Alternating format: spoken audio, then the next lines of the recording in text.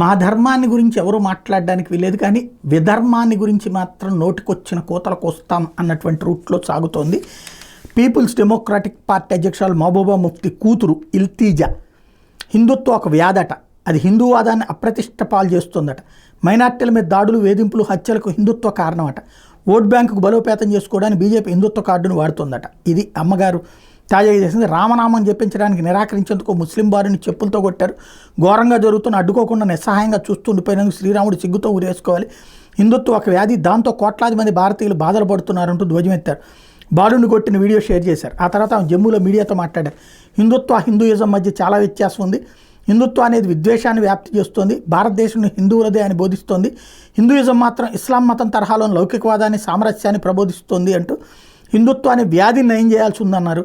జై శ్రీరామ్ అనే నినాదం రామరాజ్యం స్థాపనకు సంబంధించింది కాదని మోకదాడుల సమయంలో నినాదం వాడుకుంటున్నారని చెప్పుకొచ్చారు.